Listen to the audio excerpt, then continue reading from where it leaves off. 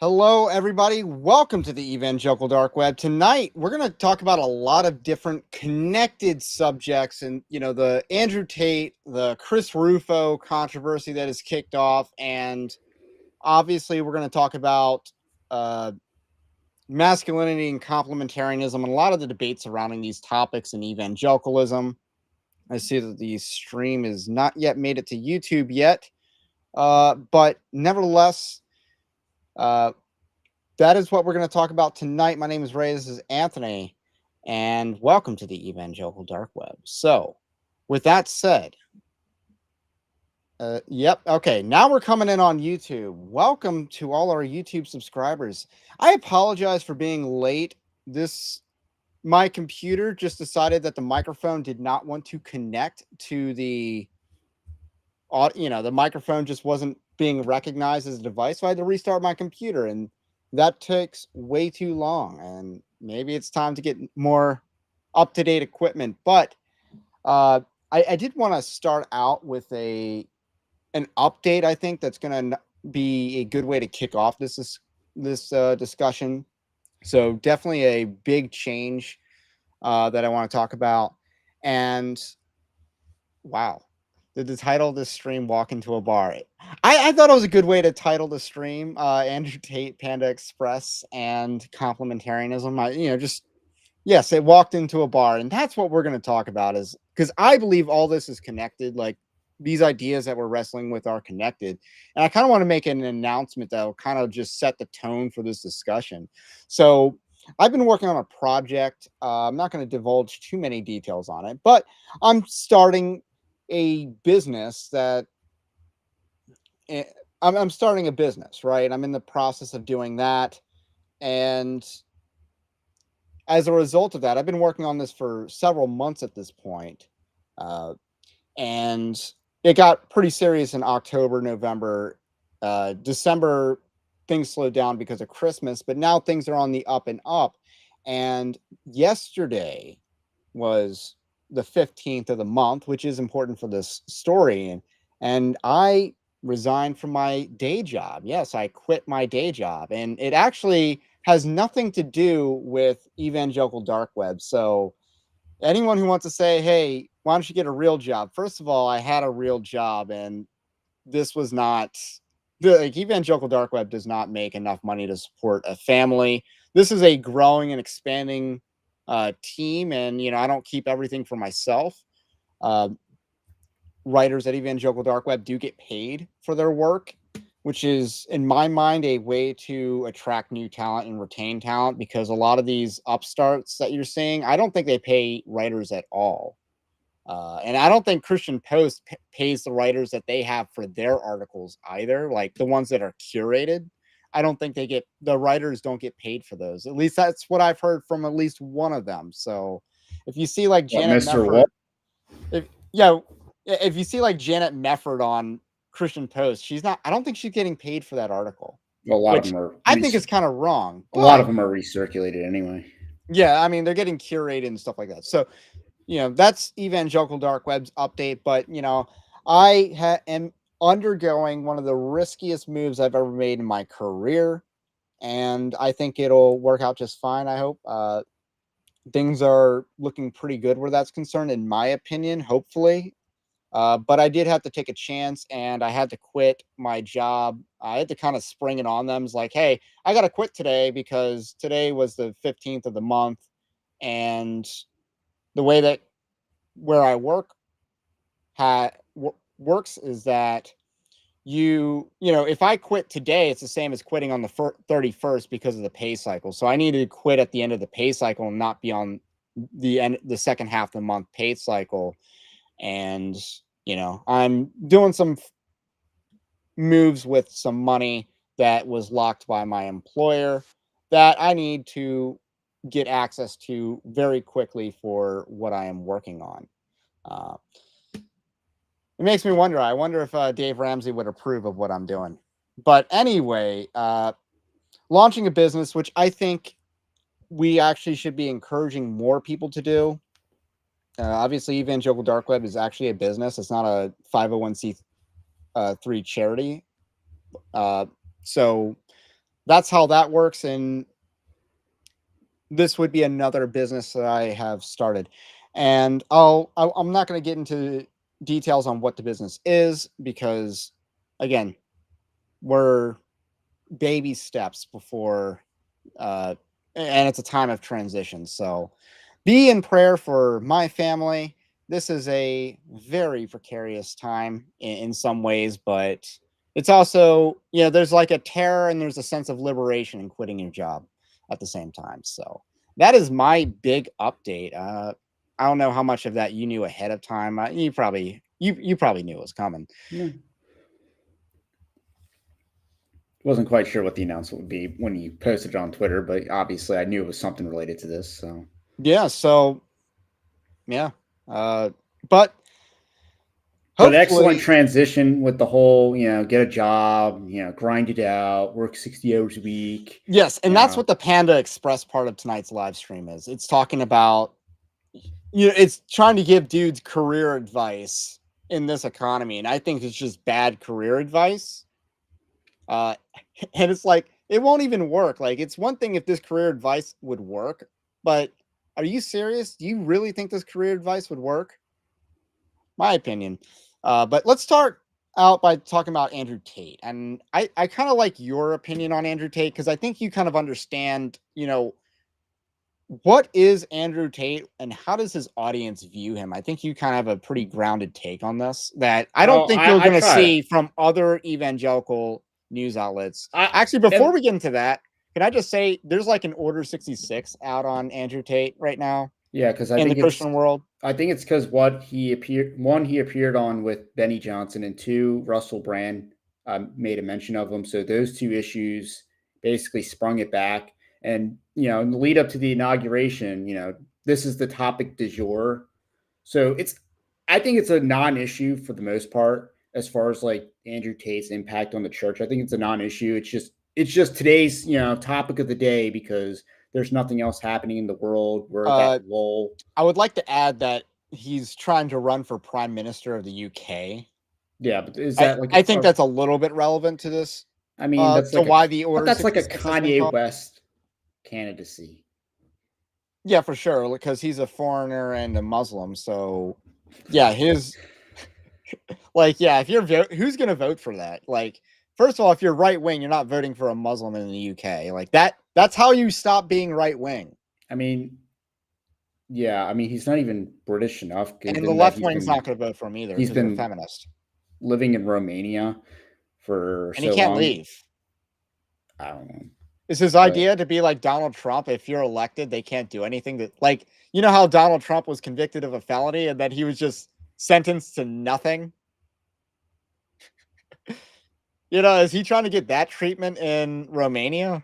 Like, that's not going to work because by definition, he is a human trafficker. Like, I don't think those women are victims. I think they're hoes, but he's a human trafficker by definition. That is what he did.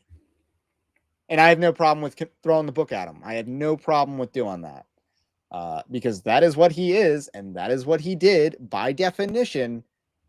And, he probably should have gone to jail already. I mean, yeah, there's a difference between a wicked person being, like, I won't say wrongly convicted, but convicted by a partial system versus let's just say, an innocent person being wrongly convicted by a partial system. Like there is a difference between like an actual innocent person being killed incidentally versus a George Floyd being killed incidentally. And Yeah, because he was in the game. Yeah, I mean, is what you're saying. Yeah, I mean, at the end of the day, you're not innocent if you're actually like a wicked person, even by like human, like moral, earthly standards. Right. So yeah, back to my question to you, which was, how is Andrew Tate viewed by his audience, and what exactly, what is the appeal of Andrew Tate in the first place? I think you have a really grounded take on that. Yeah, I mean, let me first begin and just rephrase and say that this is topic du jour. It's only being brought up as because it's kind of gone viral. I don't think it's an actual thing. I think it's very overstated any impact Andrew Tate does have in the church. And the whole we need male role models thing, I think is not really as big of an issue as people make it out to be. I mean, we can talk about the whole growing up. There's the whole athlete role model where like athletes were like, professional athletes were called role models so that they were expected to uphold certain standards. But I don't really think that's true. I've never looked up to these athletes or whatever as role models. And because no Andrew Tate, no, insert football player here is really a role model if you have a healthy family structure. So I think since a lot of like people that grow up in the church probably do have healthier family structures relative to maybe people that are growing up in like the ghetto or whatever, I don't think there's a lot of Christian kids that are looking up to Andrew Tate in the way that like Nancy Pierce is suggesting that kids are looking up to Andrew Tate.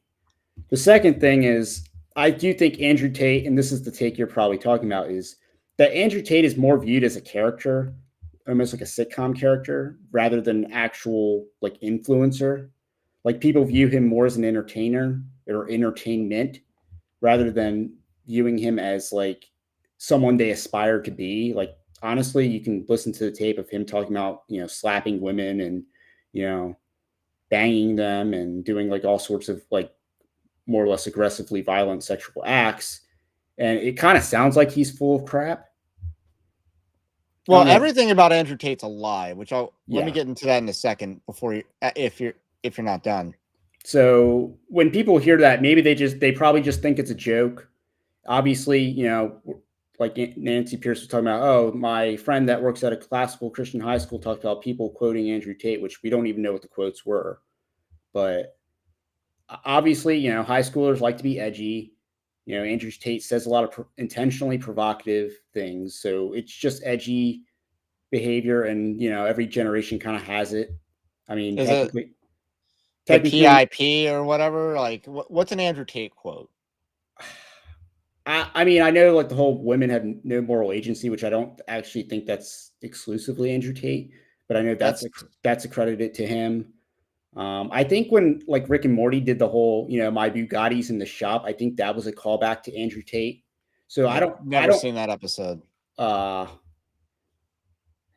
only says seen the it first towards 3 seasons. It was in the first 3 seasons. Oh, well, I haven't seen it in like several years. Yeah, I know. But like that, I believe was an Andrew Tate quote. But again, we don't even know what the quote was to actually judge. But again, every generation kind of has it. Like in the 90s and probably early 2000s, there was the whole white kids acting black thing.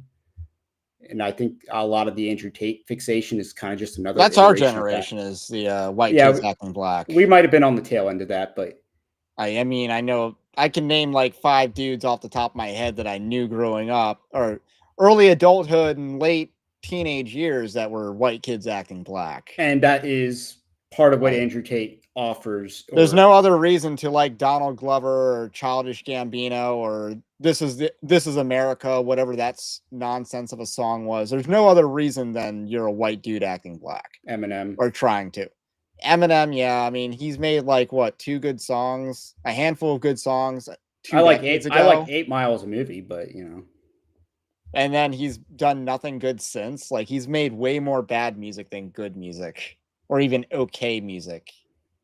And anyway, so Andrew Tate is fake, and most everything about him is fake.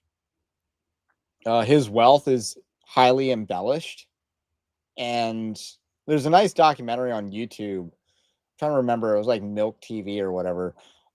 Canadian guy who's like a sort of a, I mean, he's Canadian, so don't expect him to be right wing, but he does a documentary exposing how his wealth is highly inflated, how these cars aren't actually his, stuff like that.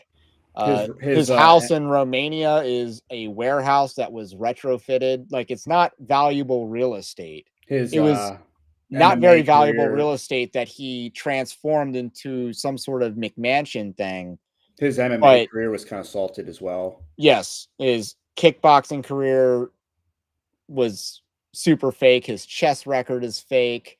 So everything about him is generally fake. He wanted to be on British reality TV, like their equivalent of MTV shows and stuff that would be on in the States. So he wanted to be on reality TV. I think he was kicked off of reality TV because of a crime incident or something like that. But everything about him is not genuine. Well, and keep in mind, he made his money in like basically cam girl pornography, which Right. is kind of it's. I mean, obviously, it probably still exists, but it's like the precursor to OnlyFans. Right. So that's And basically how the industry worked before OnlyFans. That's where he made a lot of his money. The other part of his money he made was by showcasing wealth and getting people to basically like a con man. Like he's tricking people into thinking he's wealthier than he actually is. And so they're paying him for like online courses.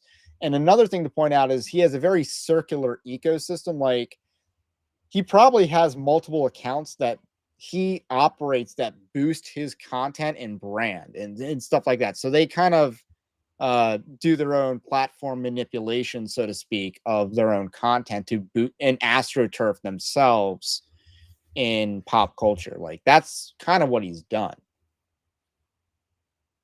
well, and keep in mind when you talk about how like a lot of the language he uses is like very violently pornographic or whatever. Like he claims this that where he talks about how when he's operating the cam girl sites, he would be the one on the keyboard because the women were too stupid to actually know how to like talk dirty to men. So he's if you consider that he did that in his business practice, that's kind of what a lot of his bravado is him just basically just typing on the keyboard to a bunch of gooners, as the kids say.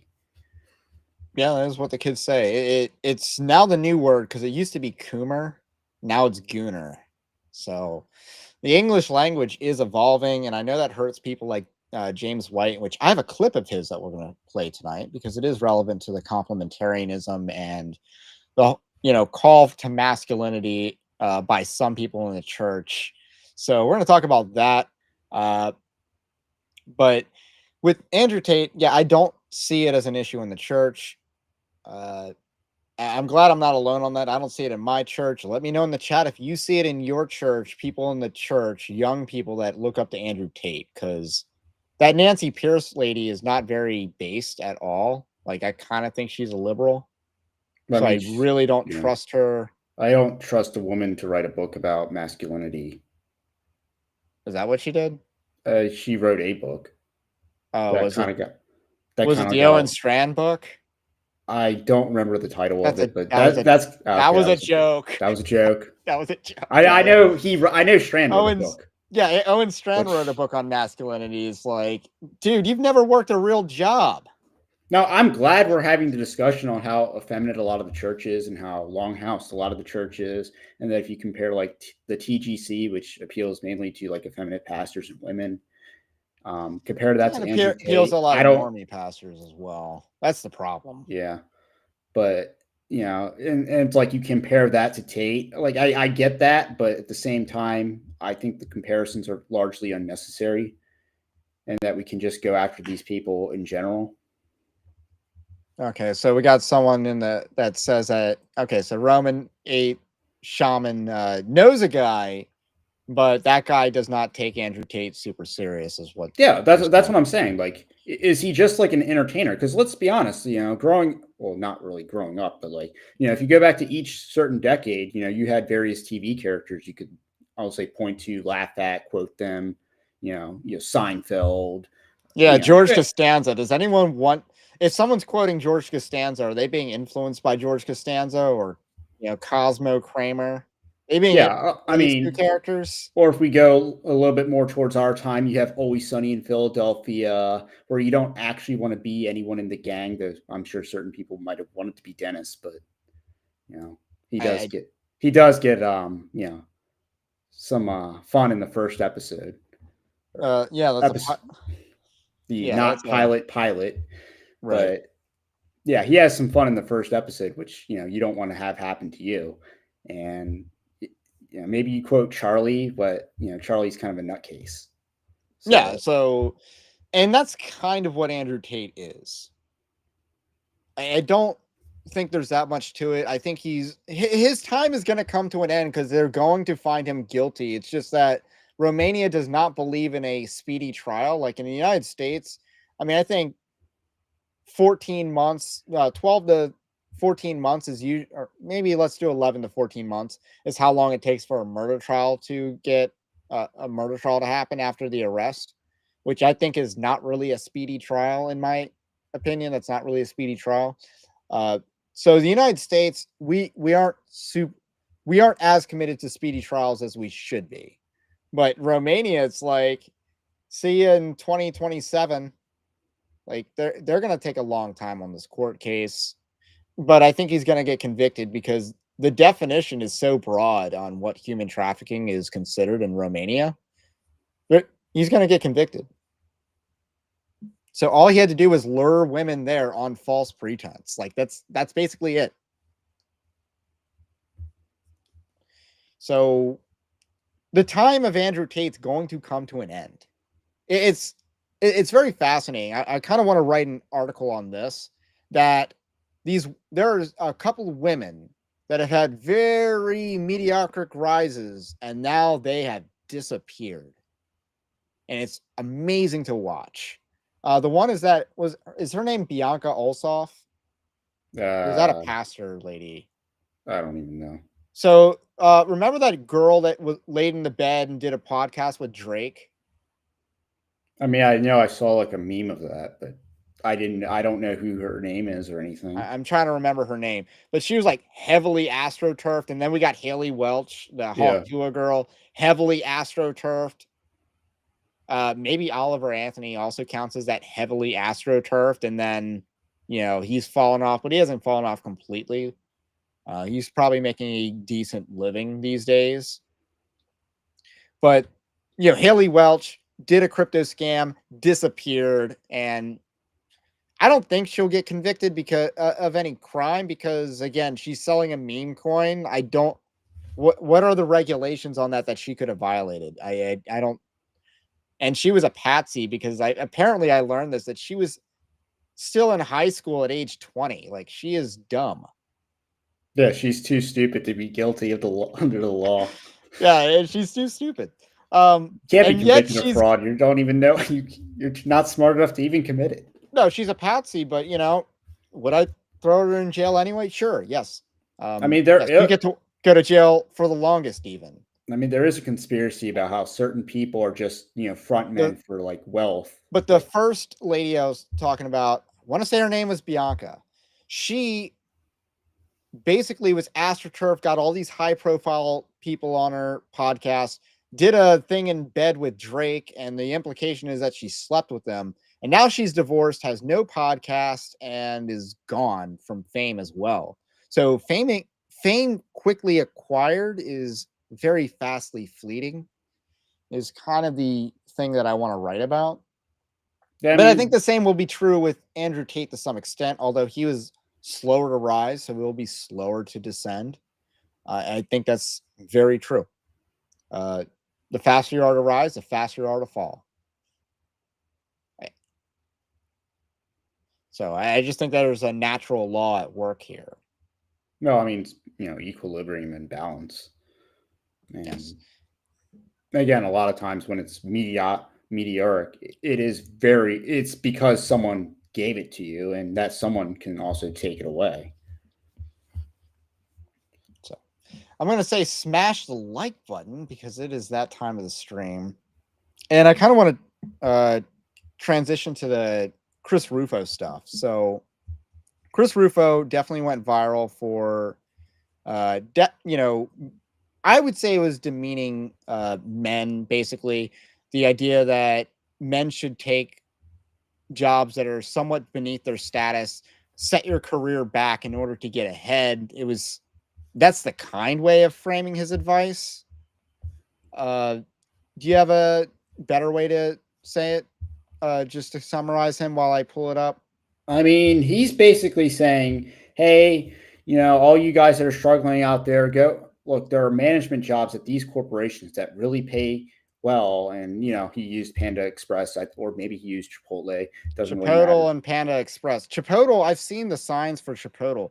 It's like, in 3 years, make $100,000. Like, what? In 3 years, or over the course of 3 years, you'll make $100,000, which is about $33,000 a year. So which one is it? It was. But even still, I remember seeing a sign for that, and it was like terrible. Then I'm like, the math does not is not in your favor. But the math is not in your favor at all, because if you're comparing what the demands are of working 100,000, let's say you make $100,000 at, Panda Express, Chipotle being like a management in a retail chain.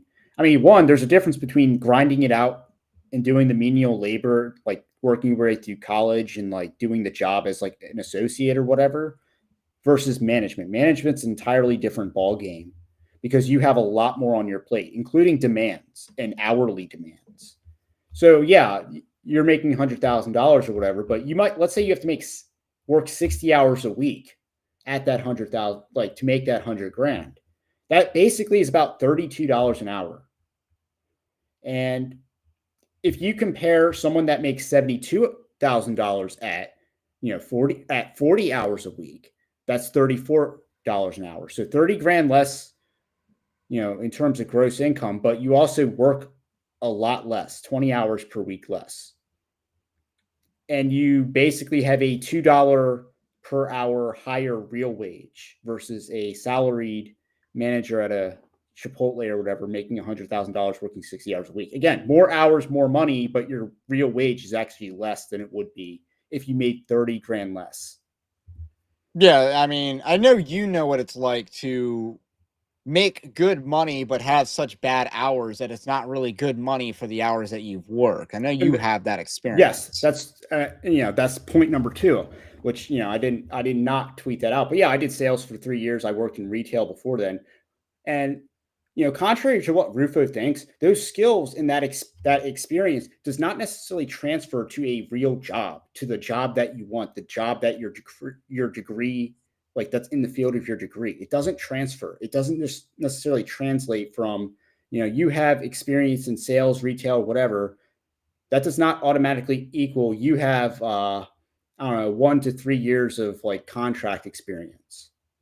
I mean, at least say Buc-ee's, because they actually pay a lot of their employees really well, but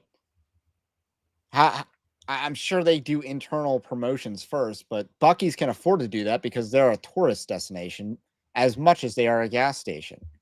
And let me just say, I went to Buc-ee's over the summer. It was my white boy summer pilgrimage, so to speak. Definitely much more of a holy place than the Guadalupe Basilica in Mexico City. Just saying, throwing it out there, Catholics. There's no holy sites in Mexico City. But anyway, how about you let people know who Chris Rufo is? You've written more about him than me. Well, let me first off finish my point and saying, okay. Yeah, I like when I did sales. Yeah, you might work 72 hours a week, and yeah, you might have made good money that month. But the problem is, you might do that the next month and not make crap. And again, when you're looking at certain industries, sales is one of them, where like auto sales, that's one where wages have not kept up with inflation, and the auto industry has gone to crap in the last like 10 years. A lot of it because of COVID, the used car market, the electrification that is being sprung onto the industry, often by the government. So a lot of like external factors are working against you. Yeah, I mean, I worked in sales and marketing before I was in IT. And the people that were very good at this, they basically would talk about, I was like, yeah, I'm making good money, but I'm not making any more money than I was 2 or 3 years ago. So you got to think about things like that. I think the manager position at a Chipotle or a Panda Express would be a little different. There might be merit increases. Is what yeah, they there like might to be call merit increases. There might be raises. bonuses. I'm sure they do benefits. But at the same time, if you have to work like 60 hours a week to make that work, then your real wage is like $32 an hour. So quick rundown on Chris Rufo's background. So Chris Rufo, he is essentially the product of like think tank conservatism, which is like Heritage Foundation. I believe he's Claremont Institute, and now he's part of the Manhattan Institute, and he's also on the board of I want to say New College of Florida, which is like Ron DeSantis's, I guess, turnaround project to make it a DEI-free college in Florida. And he is very much in that neoconservative camp. I mean, to his credit, he's not as hostile as James Lindsay. So, if you're comparing It's James not Lindsay, hard. yeah, if you're comparing James Lindsay versus Chris Rufo, Rufo is far more diplomatic. And surprisingly, Rufo actually was like an ally in the whole woke right, like in terms of delegitimizing the term woke right, because Rufo actually sided with us on that issue, along with the Lotus Eaters in the in Across the Britain. pond, yeah. Yeah, across the pond. But so Rufo actually is kind of more diplomatic in his posture. So I would say this take being rather tone deaf is kind of rare for him, and he has kind of backpedaled it, but he is very much neoconservative. He is against the whole anti-white racism card. Like, he doesn't want to exclusively call the left anti-white. So he is kind of a gatekeeper on that issue, and that's mainly because he doesn't go far enough. Okay, so let's read the tweet. He says, every generation has challenges. I should expand this one. Every generation has challenges. We currently have huge problems with the cost of housing and a splintering culture, but the economy is strong. Incomes have never been higher. Trades are hiring apprentices straight out of high school. And tech has enabled a wave of entrepreneurship and high-level email jobs from anywhere on Earth. We should remember that boomers, whatever their faults, had to make their way in much of poorer America and had to navigate war, stagflation, recession, and high interest rates. It's never a cakewalk. We should work to provide opportunity for our kids, but should also remind them to be grateful for opportunities they have. I didn't make $50,000 a year or own a car until I was 30. Then, after years of struggle in a creative field, things paid off. I could live in Seattle or New York or DC, but choose to live in a small town. It's a trade-off. And one can make a good life in almost any metro area in the United States. What? That last part. I just got to say, what? So, first of all, let me just say that no, older generations had it easier in the job market. Yeah, and a lot of this strife, You had something called internal promotions. well, I mean, we can go back to the beginning, but a lot of this strife is over the "I had it harder" pride that a lot of people have. Because I'm not minimizing any struggles that they may or may not have had, but at the end of the day, they're doing the whole "I had it harder. You just need to suck it up," and they'll probably cite some factor that was worse, or on nominally worse, like Interest higher rates. interest rates being That'd be 20%. yeah. Even though the principals were lower, drastically lower, and the payments or the principal as a rate, like your income to the principal was a lot favorable, because I think if you look at income to house costs, like that ratio is like 8 to 9 times. So Currently, or like the average house price is like 8 to 9 times income. That's a very high ratio. That's a bubble. And versus like in the 80s where it might not have been. Or like how the cars were drastically cheaper. And yeah, you might have had a higher rate, but at the same time, that car is like, $3,000, $3,000 to $5,000 or whatever, versus a new car, which is like 40,000 plus. So, I mean, yeah, you might have had higher rates, but the principals are drastically higher, and they don't understand.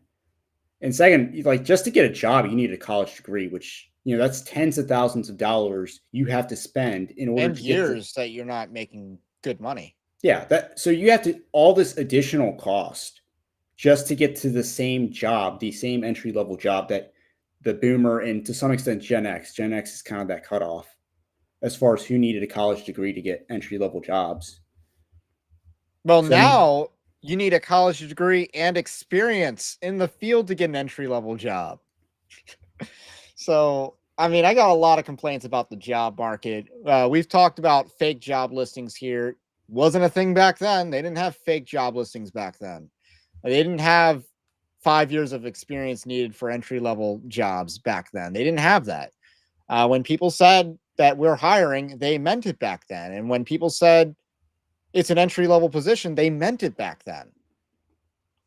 And there is a generational sense in which the ladder has been pulled up. And we've talked about immigration being one of the ways that the ladder was pulled up. Now, previous generations really got shafted when it comes to sending manufacturing overseas. They had to deal with that. That is the hardship that we should be comparing. Yeah, I mean, right? yeah, the boomers and I guess to some extent Gen X, And even generations prior to that. That to some extent, that was done to them. Like the boomers don't necessarily get they essentially get too much undue blame for a lot of the revolutions of the 60s. We're not even talking about their biggest struggles here, Chris. But a lot of the economic stuff that we're suffering now is because of their actions, like just a couple decades ago when they became the predominant voting bloc in America, which would be starting in the 80s. And now it's Gen X. Congrats. Because Trump won Gen X and Gen X paid off for the Republicans. And for the most part, they didn't actually have to navigate war.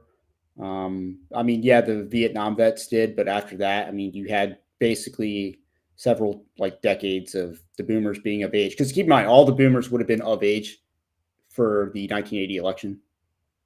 Okay. The math checks out. So maybe only the first wave of boomers were the Vietnam vets. The second, I guess, half of boomers would not have actually had that, and neither would Gen X.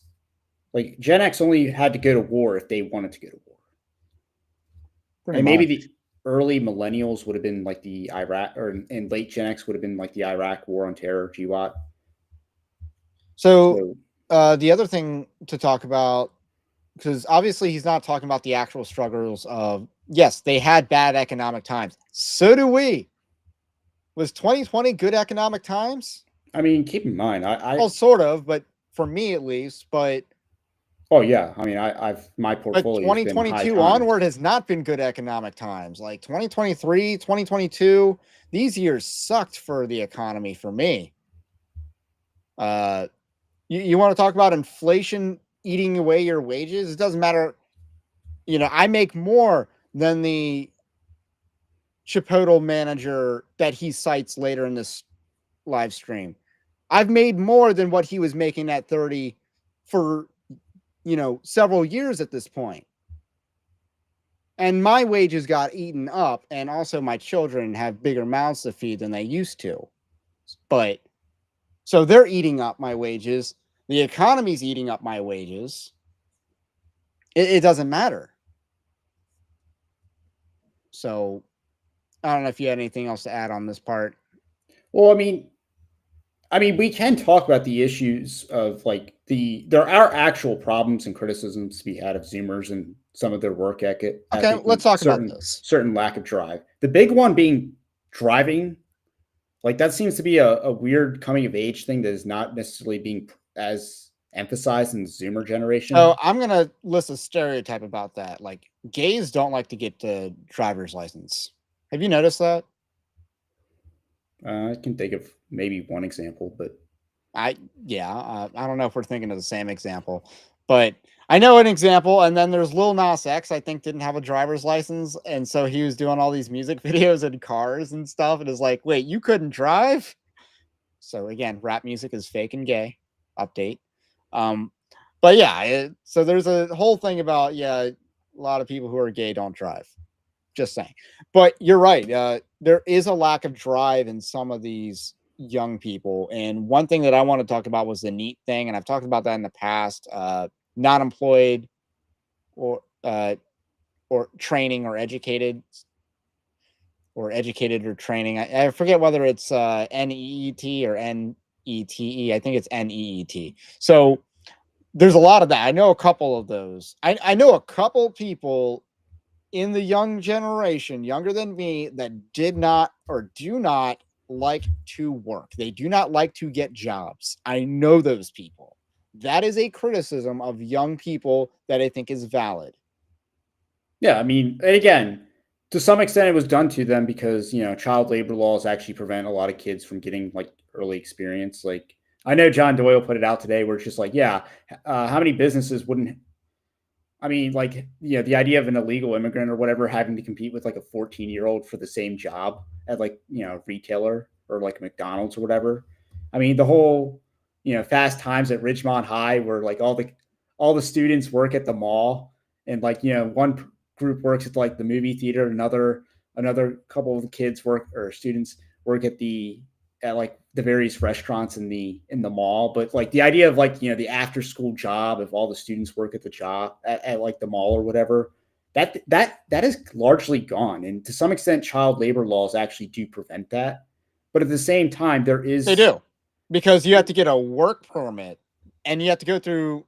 I remember for us, or not us, but like in public school, like that went through the public school system to get a work permit, to get a job. Yeah, like Maryland is like, how is that conducive to getting kids work experience? I think Maryland's ridiculous. Or maybe it's federal. I don't know if it's federal or state, but I think Maryland was like officially you couldn't work more than 4 hours, and if you did, you had to get a 45-minute lunch. Oh, and you can't work past 9 o'clock. Yeah, so there are a lot of nights, like stupid stuff like that. Yeah, so there are a lot of barriers that would prevent. And it makes teenagers unemployable in many cases. Yeah, so there are barriers that actually hinder businesses from actually even hiring these people. But at the same time, there is that lack of drive on the other side of the equation. Yeah, I've never really had that lack of drive. Maybe I'm not a Zoomer, and that's a Zoomer thing. Because I'm pretty sure 1995 is universally considered millennial. Yeah, generally they cut it off either 96 after 95 or 96. I mean, the generations are seemingly getting shorter. Yeah. I mean, at least the boomer generation was like 18 years, and then everything after that's been like, and then after that it was 16 years, and then everything since then is what, 15 years now? Like we're only doing 15-year generations now? Eventually be 10, but sure. And yeah, again, other milestones where the Zoomers are lacking would be, obviously the dating market sucks, which that's an entire live stream subject on its own, which we've kind of done multiple times. Hoflation. That's part of it. Boomers did not have to deal with hoflation. Like you literally had ugly dudes asking out pretty girls back then like it was nothing. Yeah, I mean, taxi driver, you could actually taxi driver. Robert De Niro, Travis Bickle could actually ask out the girl and actually at least get her on a date, and then like manage to screw it up in the worst way possible. But he still at least had the opportunity to screw it up in the worst way possible. Yeah. So I mean, that is a fault on the Zoomers, both for that, but again, that's an entirely different subject as far as that also brings up what the solution is to foster ambition, to foster drive. That's the solution, not to tell people to pull yourself up by your bootstraps. Well, again, people respond to incentives, and the incentive structure is entirely broken. So the idea of, as the saying goes, the juice ain't worth the squeeze. This is with, women, where a lot of dudes are just turned off by the market because, the juice ain't worth the squeeze, having to put all this work in for, the used up, the person that went on the carousel, and then, you having to pay top dollar for a beater car makes no sense. So there's that juice ain't worth the squeeze. There's the, working crappy hours for like crappy wages that don't pay for anything. That juice ain't worth the squeeze, which, if you go back to COVID when they did the PPP loans, and they also boosted the unemployment so if you made under $20 an hour, you were incentivized to be unemployed versus to actually have a job. So the government did, and a lot of the cultural and societal aspects do create a disincentive to actually even work or participate in the labor force.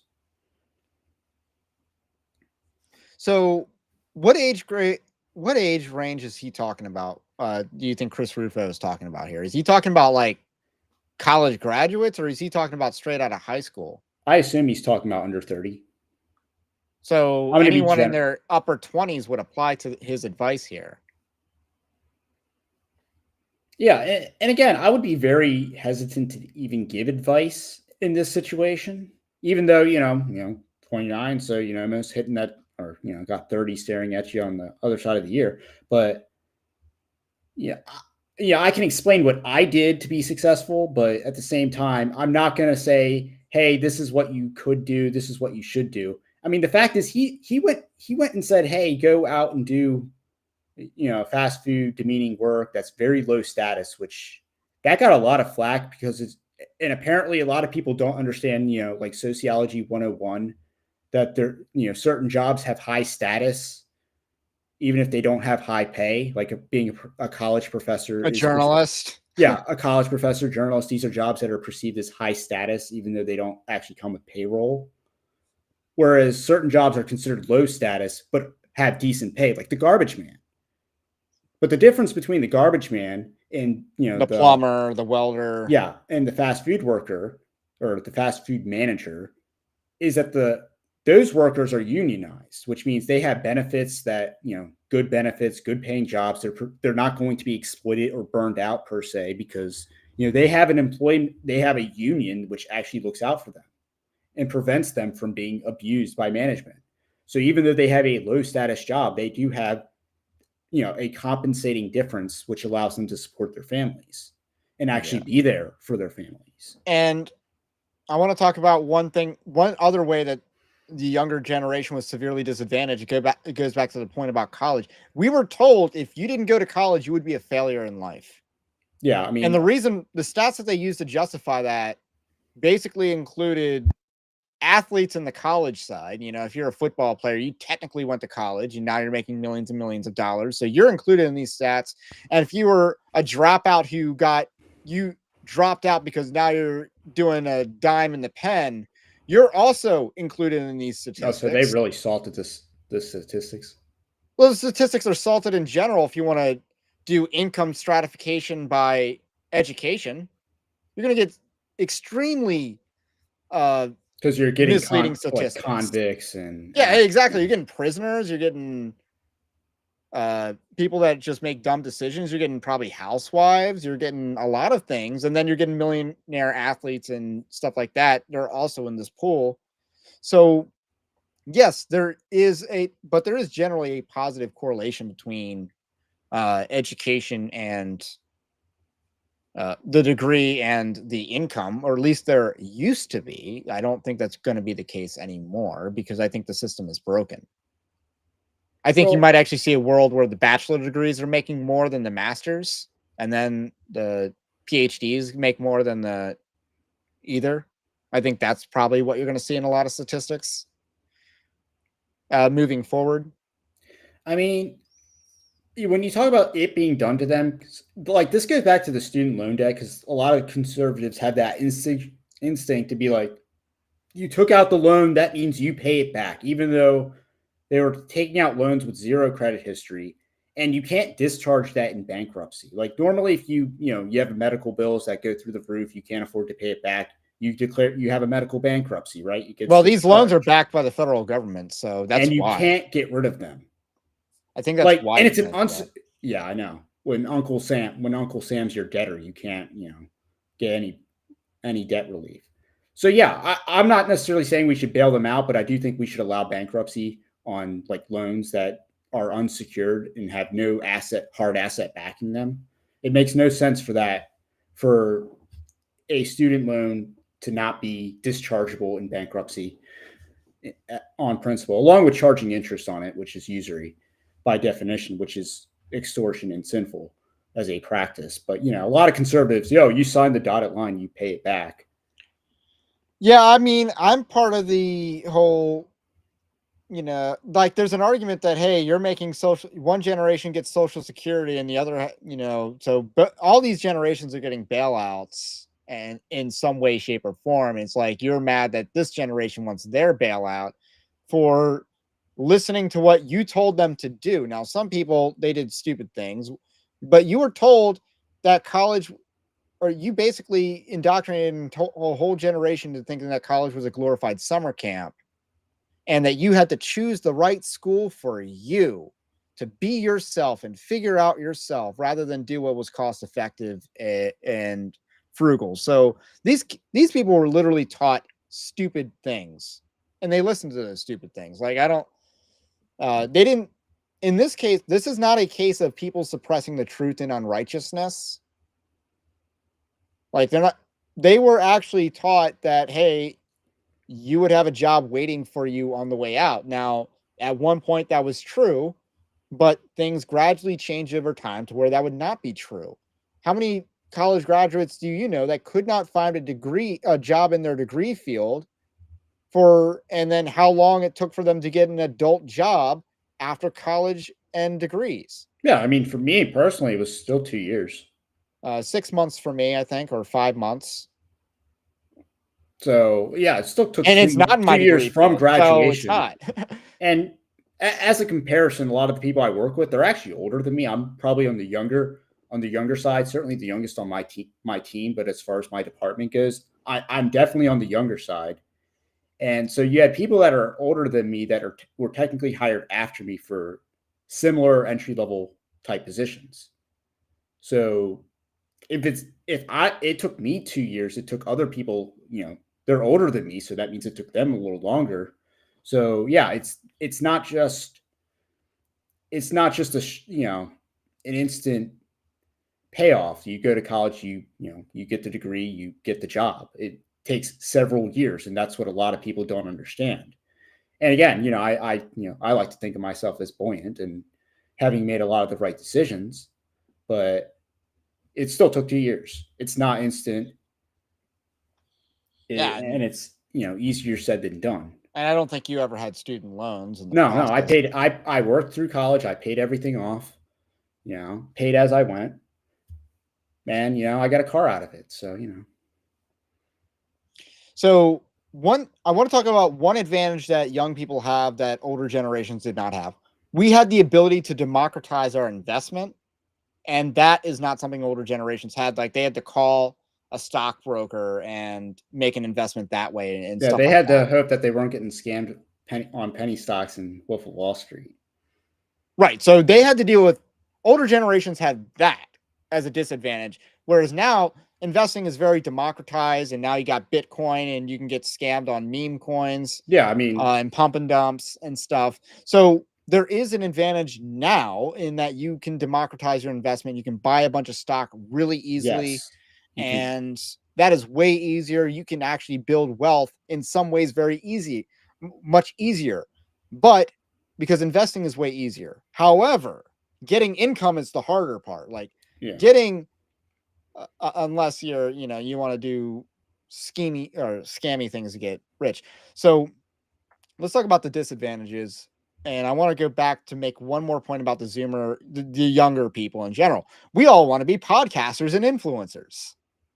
Like if you were to ask, like I believe they've done like studies, asking kids what they want to be when they grow up, it's all podcasters and influencers. So everyone wants to be entertainers. And again, if you go back, it was the astronaut. And again, the astronauts weren't exactly making bank, though they did get free cars from Chevy. They did get free Corvettes from Chevy back in the day. I learned that recently. So, or $1 cars, I should say. So yeah, they weren't making gift on taxes. Well, that's why they paid $1 for the car. So it's Chevy paid them. That's why, Buzz Aldrin drives a Corvette. Fun facts, but yeah, they didn't get paid, but they had a lot of prestige, and people wanted to be astronauts, even though they weren't exactly the richest people on Earth, but they were very famous. They were rock stars. And yeah, now people want to be podcasters. Why? Because they see all these podcasters making bank. And a lot of them talented, some not. Others just flat have giant bodacious features, and they show them on camera, and they can get millions of subs. Simp cultures, yeah, simp culture pays. And then you got women that are just like, oh, OnlyFans. Yeah, it's the same energy in a lot of ways. Now, let me just say, I have no plans on ever making my main income off of this. I just got to be real. Like, first of all, I want way more income than what this, even in a good payday would provide. I just being real, got higher needs than what this would be doing. Just being real about that, especially with the whole announcement in the beginning of the thing. I'm trying to make a move to double my income, not just go up 10 grand. So that being said, I do this more as a mission than as an income stream. But a lot of people, they really want the bag. They think that this is their ticket to get the bag, and kind of doubt it. You know, I'm doing like the least popular way of doing this and that's being the discernment guy. Like, was anyone in Protestia making bank from what they were doing? No, I don't think so. But anyway, let's talk more about the disadvantages, because wokeness, that is a huge disadvantage facing younger people that the older people did not have to put up with. And keep in Corporate mind, America pledges part of that to hire. part of that POC is the H-1Bs. They pledged to hire more people of color, more POCs. It actually did. So the Black Lives Matter protest, the S&P 100, added more than 300,000 jobs. 94% went to POCs.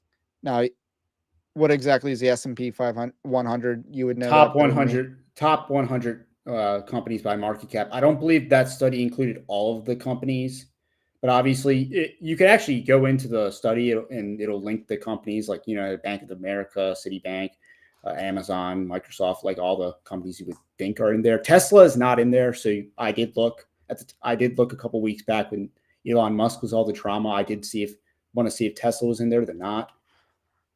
And, you know, Chris Rufo's rebuttal to this is, I think I've been one of the most public critics of DEI hiring in corporations. Doesn't mean that success isn't possible. Start a business, join a startup, learn a profession, join a trade, be a must hire. Point out the evils of DEI, but don't let it delay your life. But again, that's a truism at the end, and I don't disagree with that. There's no disagreement there. But let's not act like, first of all, I don't think everyone's capable of starting a business. Well, okay. I want to encourage more people to be capable. Oh man, there is the elephant in the room that he literally DEI hired a porn star to work. Oh yes, it's time to bring up his hypocrisy, because this article absolutely went viral on Evangelical Dark Web this week, and because on him and the porn star that he hired to do journalism. So he wants to talk about nothing's holding you back. And if you just, you know, pull yourself up by your bootstraps, you're going to make it in life. It's like, people like you are just going to hire porn stars anyway. You're just going to hire POCs anyway. You're just going to hire H-1Bs anyway. Yeah. I mean, ironically, you don't hire by merit. Yeah. Ironically, DEI, which, you know, women do benefit the most from DEI and affirmative action, because it's like, you know, the whole glass ceiling of, you know, white women entering in traditionally male spaces. It's also kind of a slap in the face at, you know, certain groups and their aptitude or lack thereof. But yeah, he hires like 2 Jewish women, one of them a porn star, to work at his investigative journalism outlet. And again, you know, Christina Buttons, as she's called, isn't even conservative. No, she was a Democrat 5 seconds ago. Like, she was super liberal 5 seconds ago. She was the girl that quit Daily Wire because Matt Walsh and Michael Knowles were criticizing the trannies. Weird. But makes sense. And he does talk about the whole, you know, join a trade, which, I mean, part of the problem with the join the trade thing is that, yeah, there might be good business and all that, but it's perceived as low status. And status does matter, especially when you're trying to be like, you know, encouraging men to get married and have families. And I think it's framed the wrong way. If it's join a trade so you can start a business and make lots of money, and then if you're a business owner, you have high status. You have higher status. And it doesn't matter what the business is. Because you look at any politician locally, state level, national, how many of them are business owners? And how many of the people that they talk to are business owners? So the thing about the trades that's being underplayed is, hey, you can work for yourself eventually. Like, we don't sell the trades high enough and we don't encourage people to turn trades into a higher status. Well, I'm just looking at like, you know, you're trying to say, hey, get married, start a family and all that. But at the same time, a lot of trades, women particularly view trades as like low status and like. Oh, so class. You're saying it hurts your dating. It hurts you in the dating market. It does hurt you in the dating market. So there is that converse effect. Now, the second thing is like the one thing people aren't talking about is like joining trades or whatever that are impacted by the competency crisis, which I'm not sure I'd call these trades because they're more or less like union jobs. But I actually think a lot of our people should be getting into like the airline industry, because airline pilots, you know, you don't want your planes crashing out of the sky because of a bunch of DEI pilots or women behind, you know, in the cockpit. You want, you know, our guys flying the planes. And again, airline pilot, well-paying job, high status. It's a hard job. That's It for is a hard sure. job, hard hours, but it is high status and high pay in the long run. The second is airline mechanic. So, you know, if you like You doing get to be cars, called a captain, right? I'm talking about the guys that just, you know, fix the planes, and, you know, instead of the DEI hires that, you know, fail to fix the plane and then the doors fly off and people die. So, yeah, those are two career fields we actually do need, and they are growth industries, and a lot of them union jobs, I believe. So good benefits. And again, those are well-paying jobs that our people should be going into, because So, we need competent people in that industry. well, let's look at where Chris Rufo wants people to go into. He says this is basically full employment. Actually, let's read the first tweet that he's responding to. People keep telling me the economy is strong, but every time I look at the news, I see layoffs and businesses closing.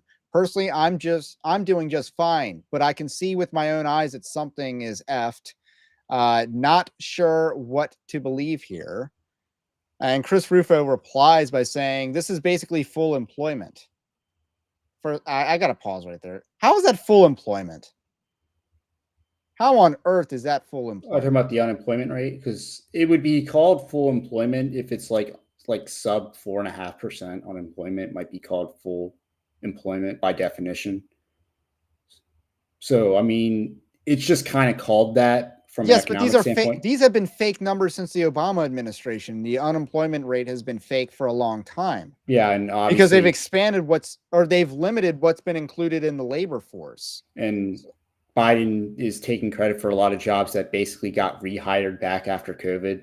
So he didn't necessarily grow a lot of those jobs. They were just replacement jobs, or a And lot of the jobs he created went to non-citizens. And the whole thing about the NEETs that we were talking about, they're not considered unemployed.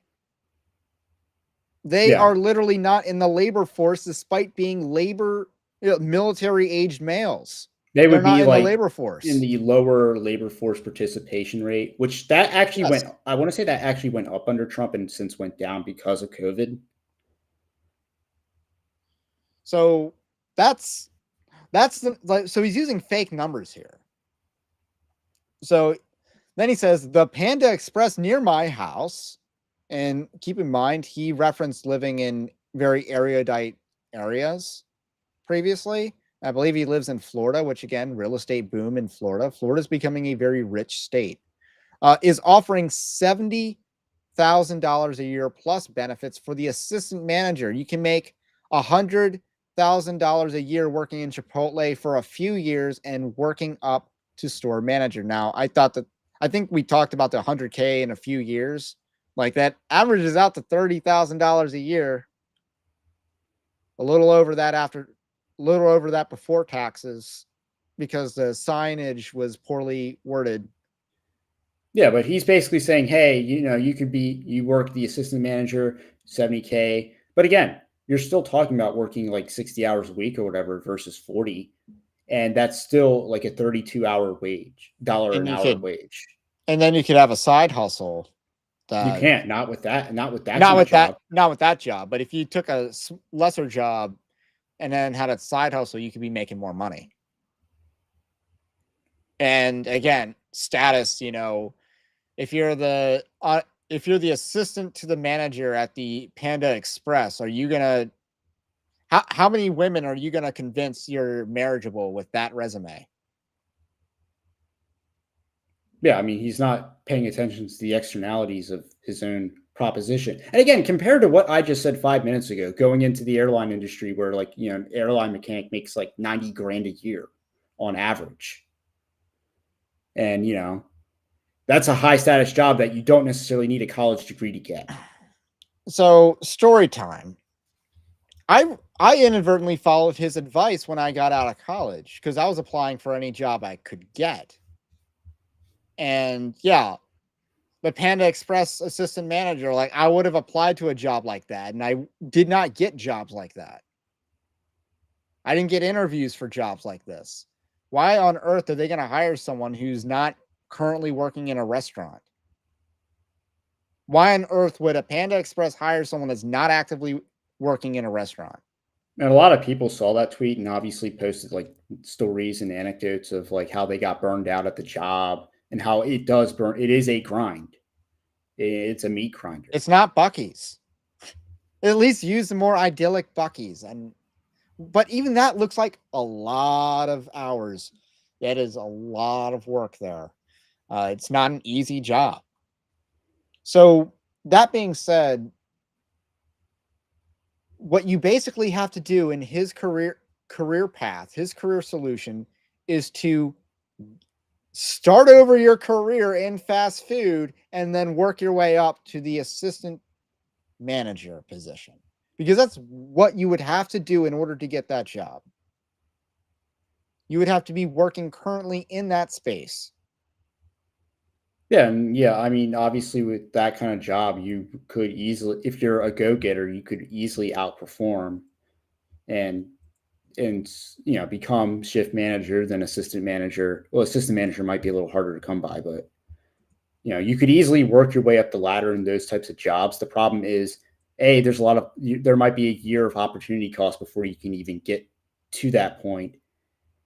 And again, and B, if you're actually the guy that wants to get a job in the field that you got a degree for, then they're going to be very hesitant to hire you because they already know you're looking for greener pastures. So they're not going to give you a chance if they think you're just going to leave for a better job. Yeah, they're not going to give overqualified people a shot. If you're the tech bro that, learned how to code in college and you're stuck working at, McDonald's and you're like a shift manager and they want you to, and you apply for a store manager to get that extra payment bump, and they see that you have a, computer engineering degree, they might think, oh, you're just going to ditch it for the high paying computer engineering job that the H-1B visa guy is taking. So therefore they're not going to hire you. They're going to hire, they're going to hire the guy from India on a H-1B visa to be the manager who they know won't quit and will stay there and will work the 60 hours a week. Yeah. So I think now it's time to transition into the complementarian side of this discussion, because I think it's all related, because people are trying to talk about masculinity. And what I kind of view masculinity as, like in the Bible in Genesis, Adam, first of all, has to work. So working is a part of masculinity. I don't see any ifs, ands, or buts about that. And there's also accountability as a part of masculinity. God holds Adam accountable because he's the man of the household. He's supposed to be the head of the household, and he, fumbled the job here. And then going back to the working thing, Adam had a job. He had an assignment. He was supposed to tend to the garden. He was supposed to name the animals. I mean, that latter part's a pretty fun job. Probably gets pretty exhaustive after, you're going to get pretty lazy after a little bit, but you're getting tired of naming all these things. So you just, think of stupid names for animals. But basically that's what it comes down to. He had a job, and he could have expected a heavenly reward for that job, but that is apparently called Gnosticism, according to some people. So let's talk about masculinity and how people are trying to frame it. Because Andrew Tate is, I do think Andrew Tate is a counterfeit to masculinity. I think Jordan Peterson's a counterfeit to masculinity also. And they're very opposite counterfeits, because Jordan Peterson has daddy issues. Andrew Tate has mommy issues, because, he's, I don't want to say like an Oedipus kind of guy, but you know what I'm saying? He's mommy issues. He's like Sterling Archer if he were less cool, is kind of what he is like. And like Muslim pimp degenerate. That is what he is.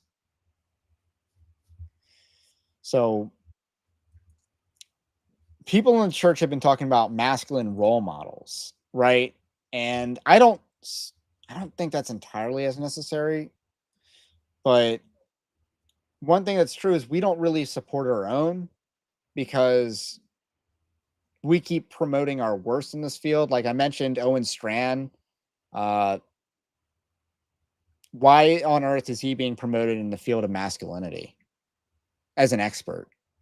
And you mentioned Nancy Pierce. I don't know if she actually wrote a book or not, but let's talk about this Rob Brunansky tweet that definitely went viral. This banger. Oh man. And it also brings us to Ali Stuckey, but we'll hold off on that. So Rob says, and this guy's part of Founders Ministry, apparently. And he has a couple of bylines in Town Hall and Christian Post, the Judeo-Christian outlet, Judeo-Christian Post. So he says Esau was a paragon of modern masculinity. Hairy, probably had a great beard. Hunter, very manly, not a mama's boy.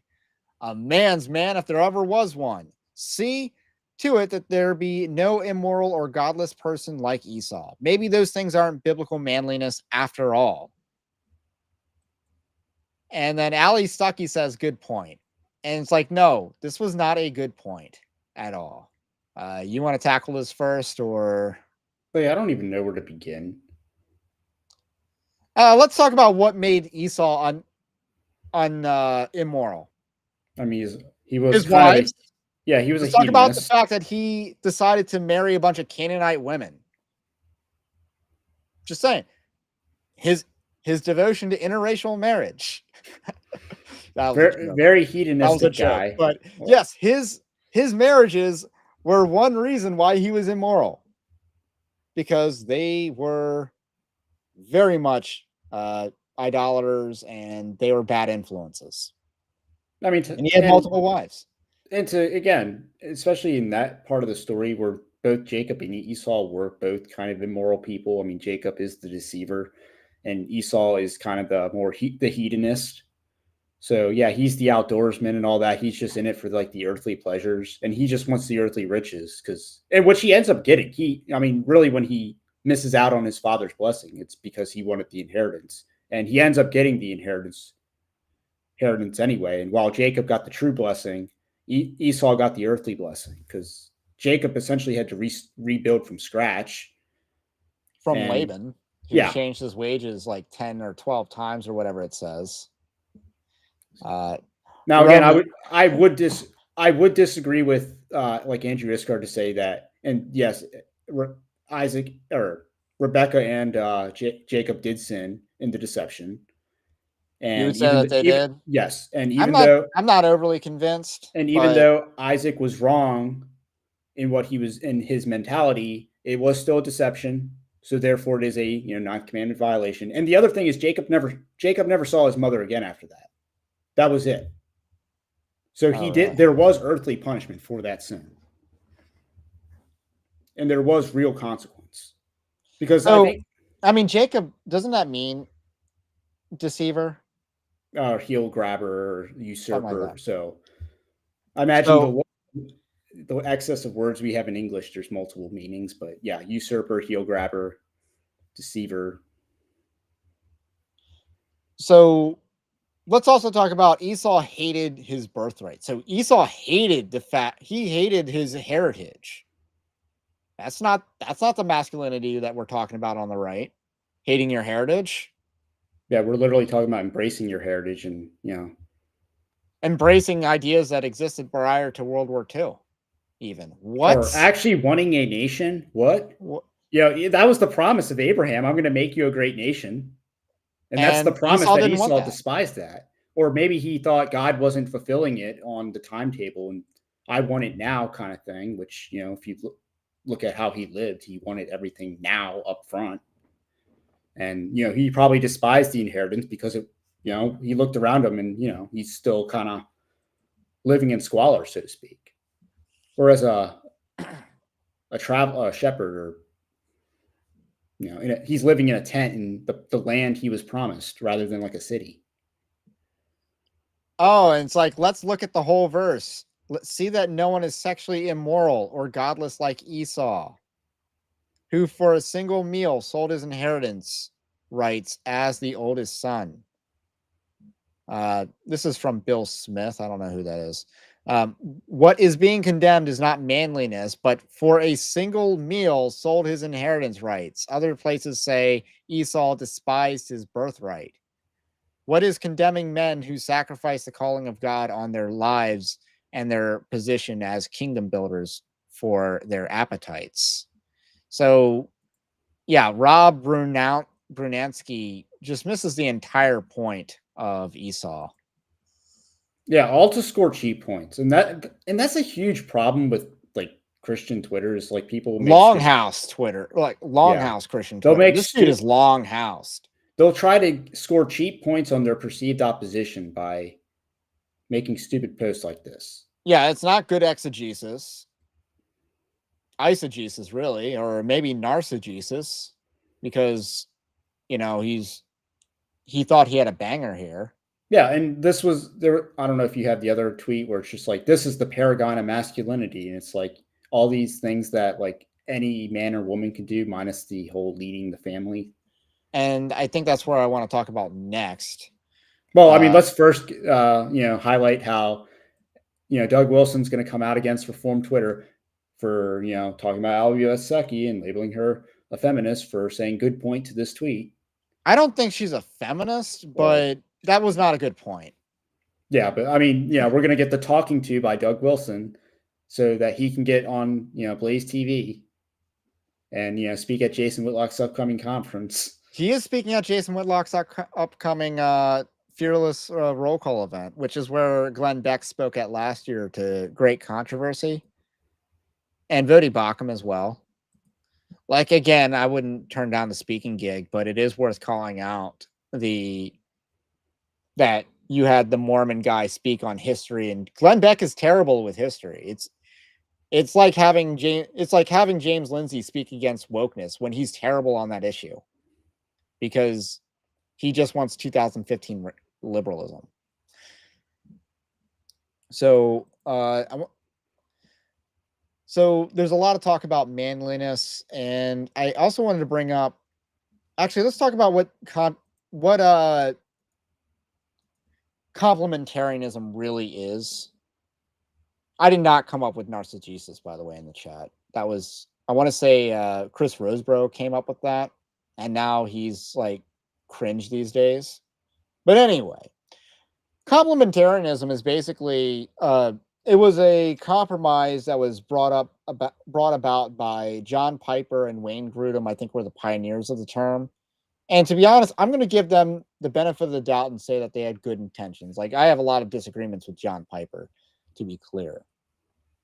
Most of them are in the past 15 years of his life, because I don't think he's finishing well at all. But they decided, hey, we're losing ground in the culture. Let's come up with let's kind of rebrand and create this term complementarianism to offset the cultural damage. I think they had good intentions in doing that. I think the long-term ramifications of doing that have been bad, though. So I think they had good intentions, but what they did wasn't good. Well, I mean, it wasn't necessarily the branding so much. They tried to do a stopgap. Well, so much as the execution and the application and what it functionally became.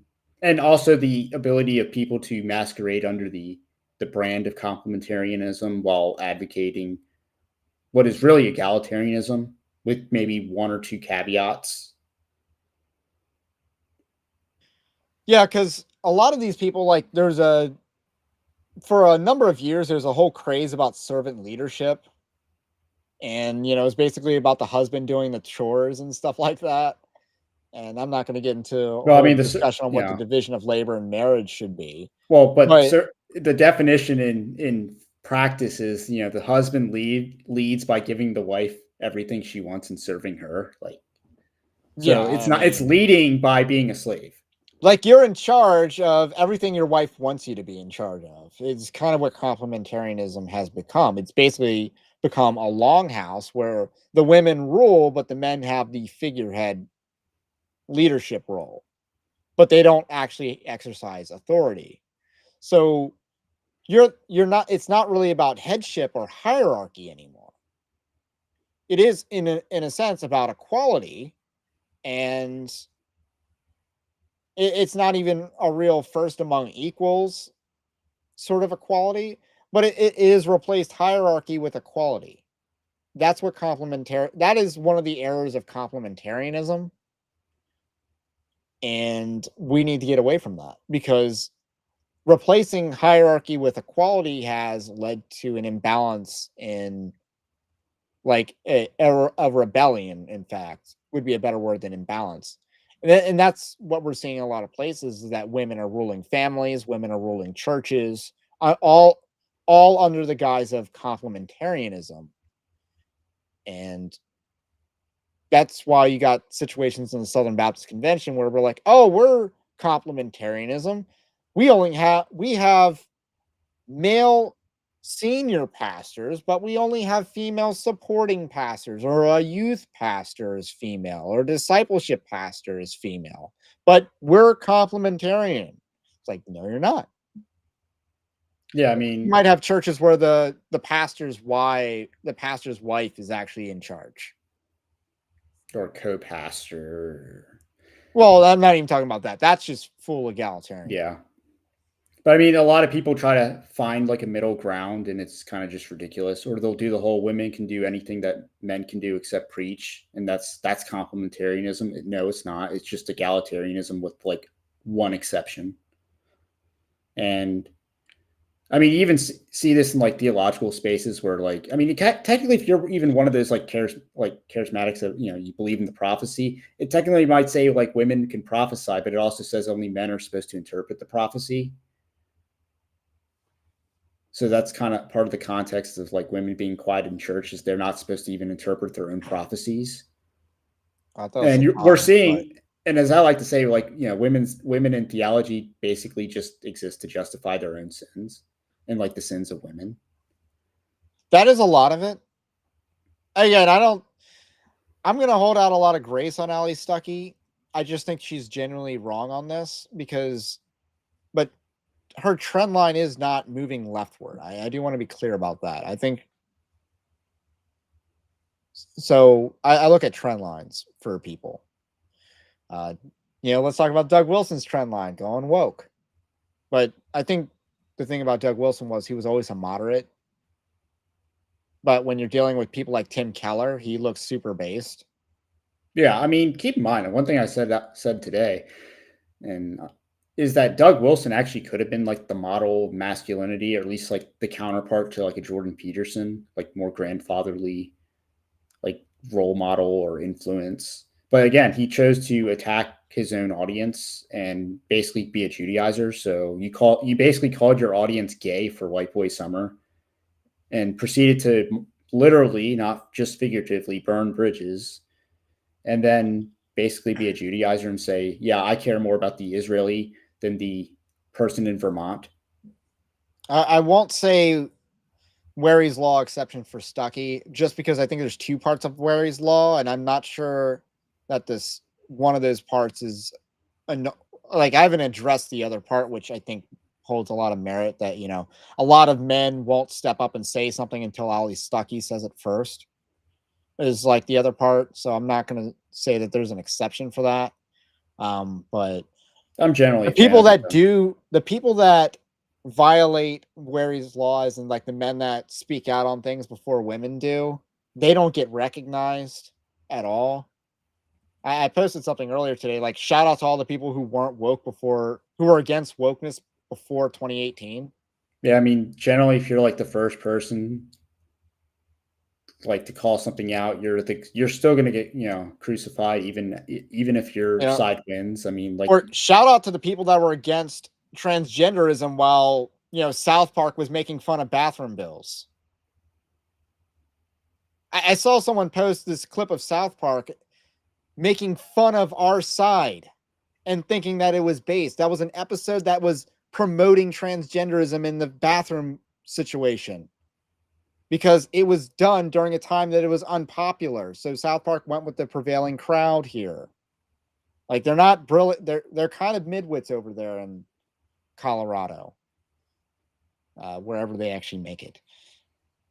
And these people fall for it. It's like, you weren't against, you clearly are just much newer to this fight, because I'm old enough to remember when that episode came out, and it was making fun of our side. It was promoting transgenderism. I mean, it undid the 2005 or 2006 episode, Mr. Garrison's Fancy New Vagina, or whatever it's called, that made fun of transgenderism hardcore. It undid that. And yet, you know, not enough people spoke out against transgenderism until it affected women's spaces. But all those people were fine with women entering men's spaces.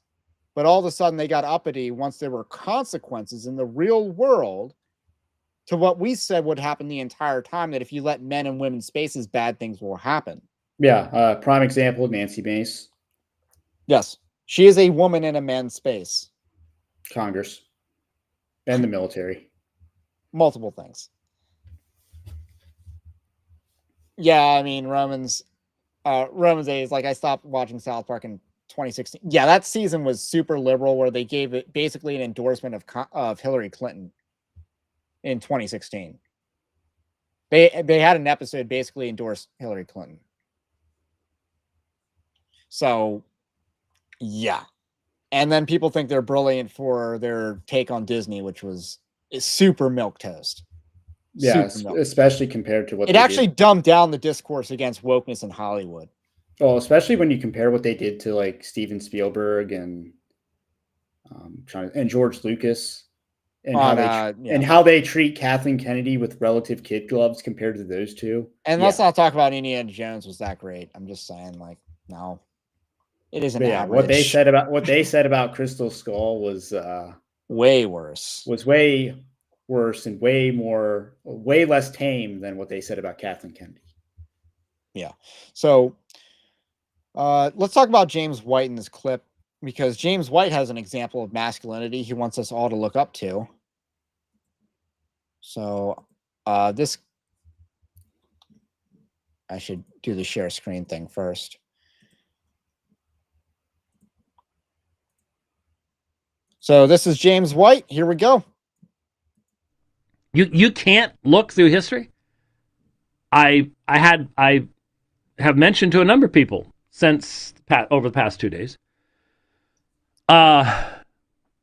We do have great men that we could direct our young men to, who lived self-sacrificial lives. I'd like to use Adoniram Judson.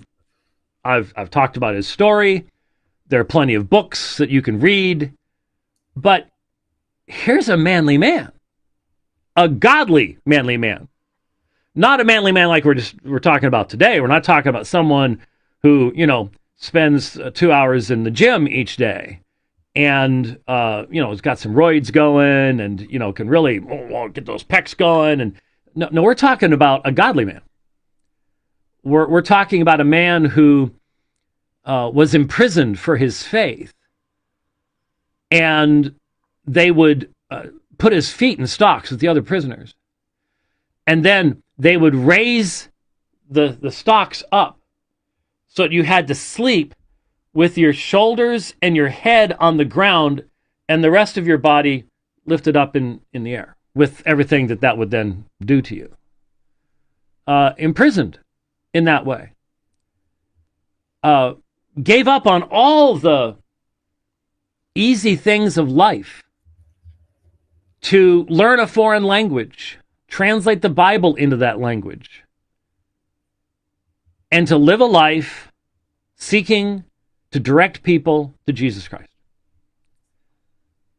And lost wives to death, lost multiple children to death, lost almost everybody who worked with him.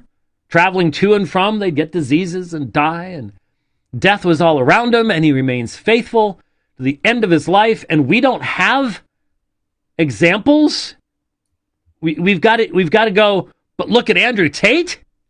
Seriously, I'm just left going. Can I just? Oh, okay. Okay. Can I just say, who's actually looking at Andrew Tate as an example of masculinity? I mean, yeah. I understand people look at him as an example of the red pill mindset, but he's not exactly an example of masculinity.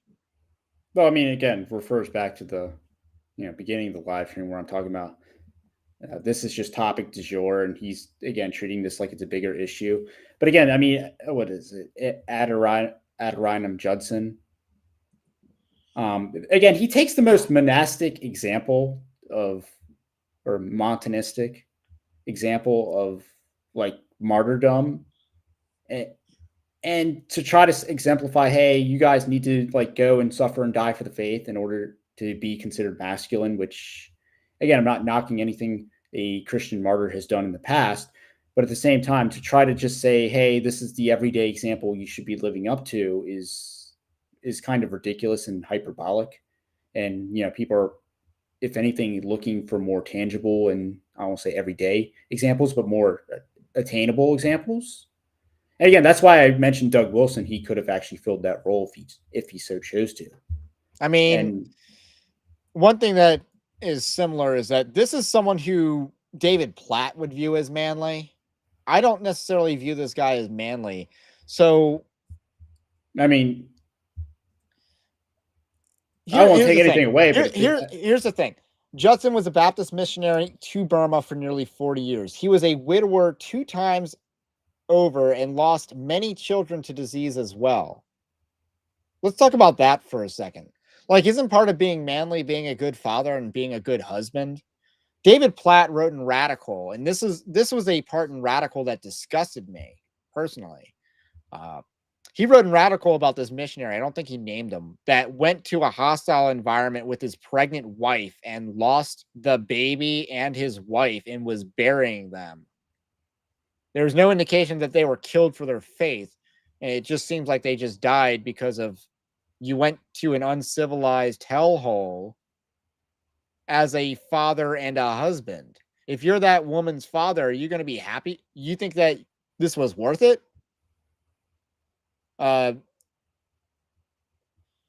Or would we judge him as a good husband or a good father? And the answer is no. So I don't know the specific circumstances of Adoniram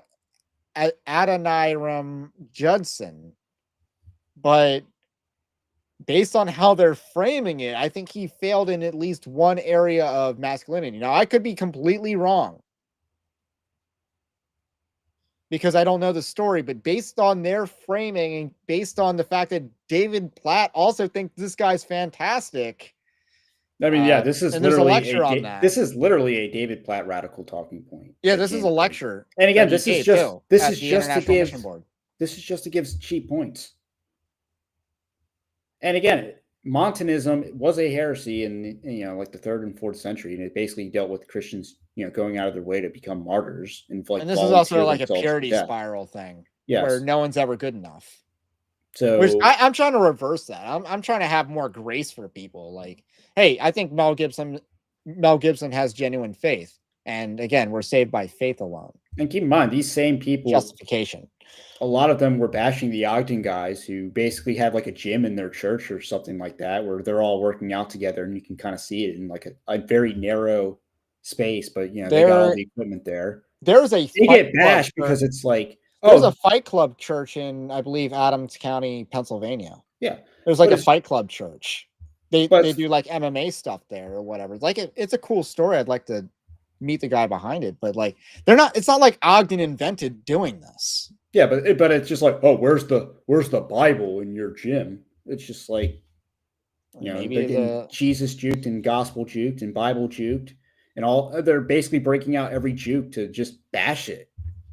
And here you are, the guys that are trying to be like healthy, fit, happy, mind, body, spirit kind of thing. And here you are back trashing them and then pointing to the most like extreme example of Christian martyrdom to say, hey, you should be like that. Actually, this is a very good point that Veritex is making. Football players like Jaden Daniels do amazing things, and he says it's God gives credit on high, and the media tries to suppress it. Like athletes are doing this. Like I want to say it's like an all-time rate. College football playoffs, yes, the playoffs have been pretty terrible, but some of the two most overtly pro-faith programs made it to the national championship, and the coach for Notre Dame, I believe, made a comment on that. And Anthony Bradley, who's like this Black Lives Matter but occasionally based theologian, was basically counter signaling that. And I'm like, what did he say was wrong? Because he's talking about providence. He's talking about God's providence and how God orchestrates events for reasons and purposes. I mean, That's what the guy was saying. Was it him or Benjamin Watson that was just like, oh, we have to keep talking about race, even though it's like a literal ESPN reporter that's asking them about race, that's trying to play the race angle? Because sports, ESPN has been doing that race baiting for 10 years. And so it's like, it's because it's a real issue. No, it's because ESPN wants it to be an issue. And they're the dominant media in sports. So, but yeah, I think it's happening at an all-time rate. And yeah, I mean, Tim Tebow did it before it was cooler to do it. But you had a lot of faith-based stuff in football. I think, so I want to phrase this carefully. Combat sports and collision sports are probably the two most faith-based sports. You're, overtly Christian sporting environments, it seems. Whereas contact, like basketball is a contact sport, but football is a collision sport. Like you run into each other. That's a little bit more different than just contact. And then obviously MMA, a lot of Christian influence in MMA over Christian environment, but you're starting to see that a little bit more in football. That's a good development. Unless you're Drew Brees. That guy does not have balls when it comes to faith. Just saying. And I write that in my book, Winning Not Winsome. It's like, yeah, athletes in contact sports and more physical sports tend to be more overt about their faith. Except for Drew Brees. I write something like that. Because Drew Brees sold out on bring your Bible to school day or something like that. He apologized for that. He apologized for and wore that dude that was a wife beater that died in 2020. Like he wore that guy's things. So yeah, hockey players, I wish I knew more about what goes on there. There's a lot of hockey players that stood up against the gayness, trying to infiltrate their sport. So yeah, there's a lot more prayer that goes on in these masculine sports environments. How much of this goes on in WNBA though? Just saying, like Conservative Inc. wanted to float Caitlin Clark as a hero when she's just another feminist. I mean, she didn't even play like the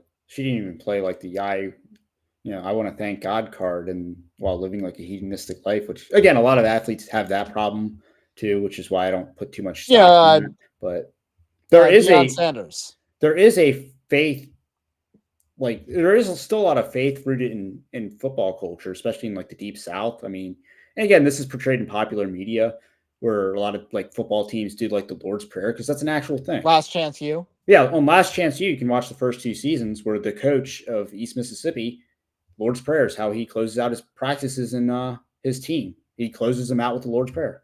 Yeah, and he seems like a genuine Christian guy, so that was pretty cool to see. Anything else that we want to discuss?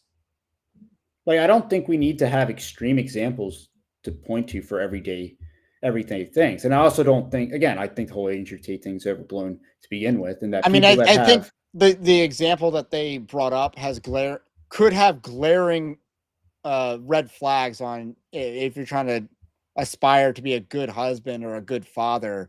That guy might not pass that test. I don't know. Like, it's a little open-ended, but I read Radical.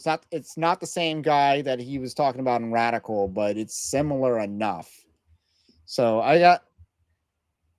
one thing I did point out is like, when it comes to like what is the ideal masculinity, I don't necessarily think there is the ideal man.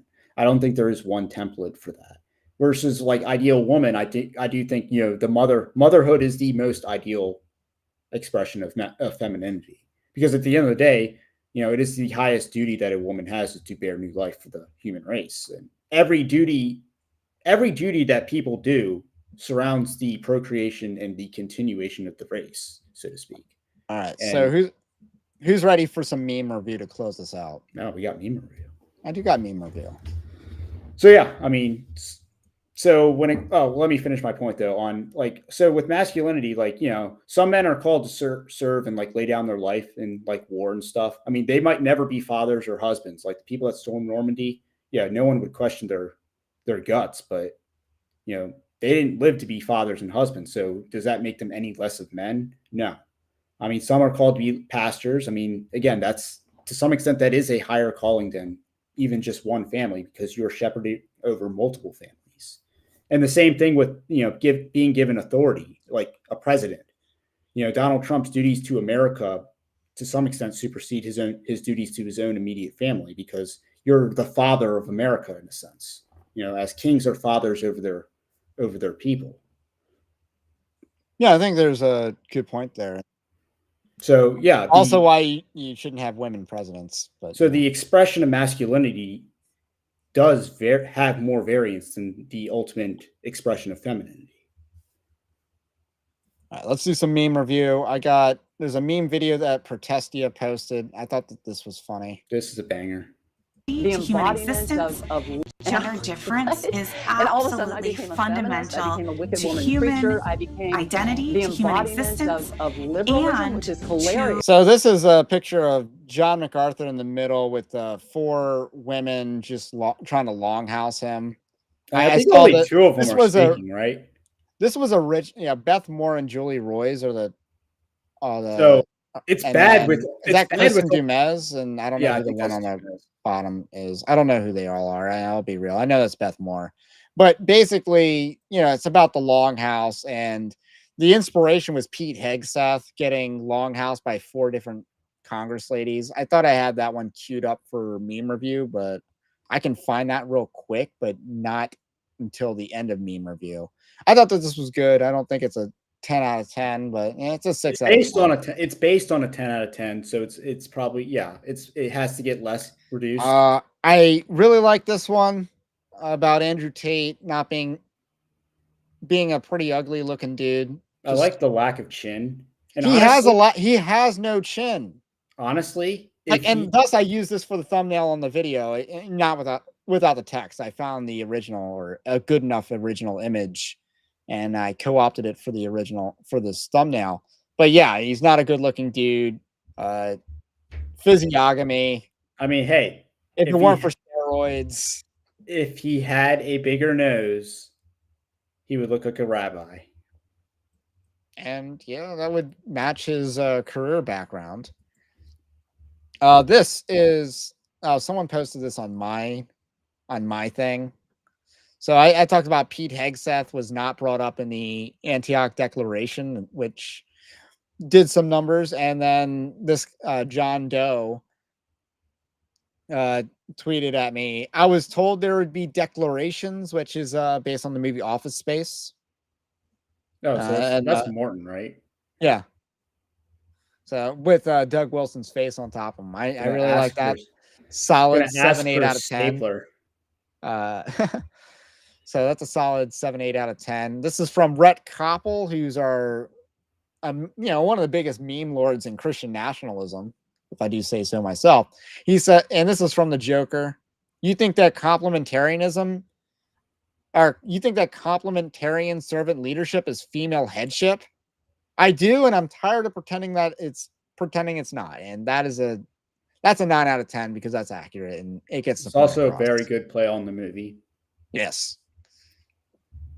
And then other Paul, just bringing it. The Book of Common Prayer, the Book of Uncommon Prayer, the Book of Rare Prayer, the Book of Epic Prayer, and the Book of Legendary Prayer, which is that based on Skyrim, or is that based on or do other games have that same tier system? I don't actually know, but I appreciate it. It's a great meme. Anglican memes for the win. Absolutely well done. Very original. Love to play on video games here. 10 out of 10. Well done. That gets the niche across, especially as something of an Anglican respecter myself.